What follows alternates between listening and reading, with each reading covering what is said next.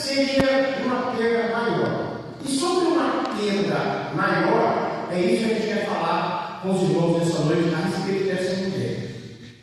Algumas palavras que vão passar por aqui, talvez fique gravado para muitos irmãos. E essa é a finalidade, essa é a intenção dessa mensagem desta noite, tá bom? Então, se nós ajuntarmos, pastor Nelson, se nós ajuntarmos os acontecimentos que essa mulher relata, a gente vai identificar uma coisa que acontece conosco em algumas situações, algumas vezes, que nós chamamos de problema. Né? Tem um problema. Aí tem mais um problema, tem outro problema. A soma desses problemas, a gente chama, dependendo de como está o grau daquela situação, nós chamamos de crise. Então, essa mulher, repentinamente, ela começa a enfrentar uma crise na sua casa. E essa crise, para você que está enfrentando um problema, presta bem atenção. Ali está enfrentando um problema de determinada natureza. E esse problema para você é um problema grande, né? Mas é só de uma área. Então, essa mulher está enfrentando primeiro um problema de luto na família. Para você ter uma ideia da questão do luto, todos vocês já devem ter perdido alguém. Nós oramos pela ex-sogra do nome de Wilson. E eu conheço ela. Os irmãos conhecem a ex-sogra do Wilson, a mãe da Ana? Isso. Então vocês conhecem ela. Todas as vezes que eu ficava, a Ana recebeu, o pessoal lá recebeu, todos eles receberam muito bem. Eu ficava às vezes. Receberam muito bem, né? A Ana, inclusive, ajudou muita gente no trabalho regional. Foi uma bênção, ajudou muito a gente, né? Hoje está mais conosco, está numa outra situação. E aí nós falamos em parte, então a família está entrada. E o luto traz uma crise de emoção, traz uma crise de sentimento, traz uma sensação profunda de perda. Eu já passei por isso, os irmãos já passaram por isso, né? Traz uma sensação e coloca a pessoa para baixo. Mas essa era só uma face da crise que essa mulher estava vivendo, né? Então a perda do marido, conforme nós já dizemos aqui, não é só a perda do marido, é a perda daquele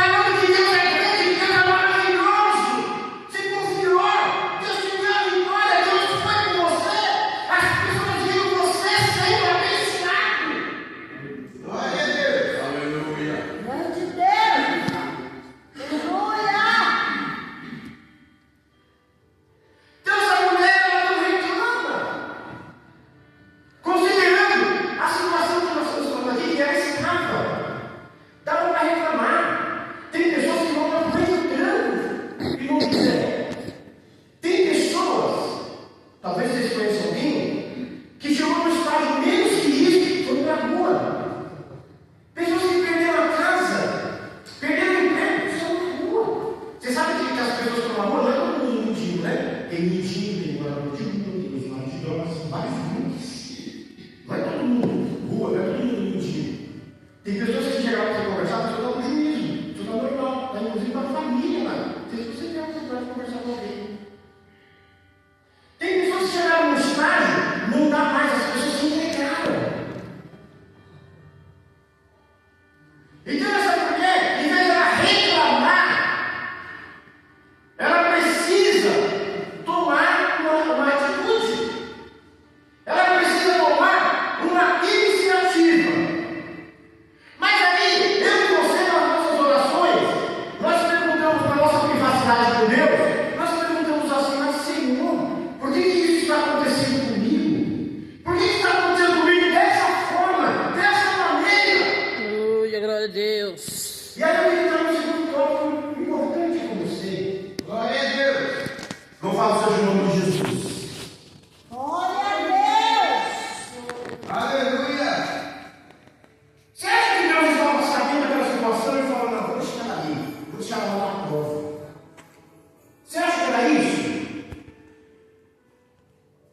Deus estava, assim como já fez com você comigo, e continua fazendo, Deus estava forjando. Você já ouviu falar da palavra forjar, né? Ela tem 3 sentidos, 2 negativos e 1 positivo. Vamos falar do positivo, os negativos a gente pula, não tem. Então, forjar, forja.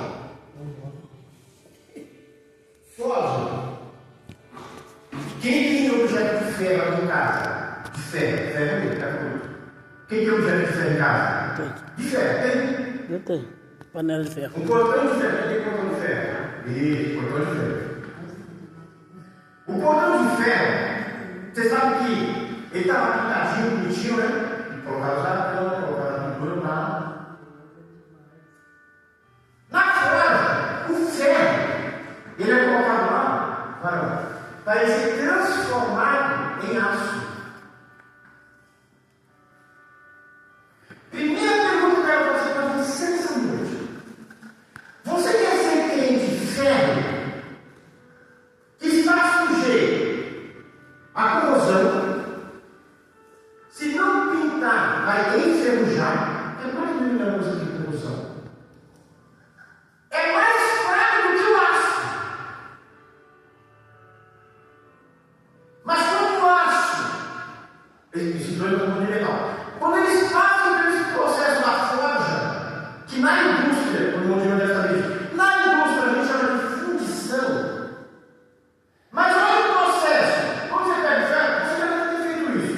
Pegou o ferro e colocou no fogo ali só para ele queimar e ficar dentro dele. Já viu isso? Já viu, vocês já viram. Aí você fica ali, e até nós vamos ficar olhando essa brincadeira, não é? Você segura com cuidado, né? Não recomendo fazer, mas quem já fez sabe.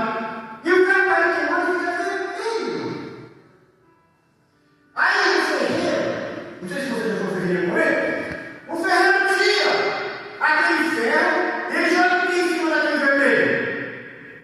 Ele joga água.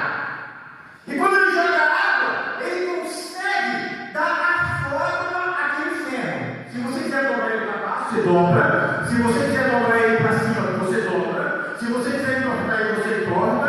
Se você quiser deixar ele reto, você deixa. Se você tentar quebrar ele, você vai ter um pouco de dificuldade, talvez você consiga. Então aquele metal está sendo forjado, está sendo transformado num ferro bruto, que é mais fraco, que é menos maleável, para ser transformado em aço, para ter qualidade melhores. É isso que Deus está fazendo com você, é isso que Deus está fazendo com vocês, é isso que Deus está fazendo comigo, é isso que Deus está fazendo com a igreja de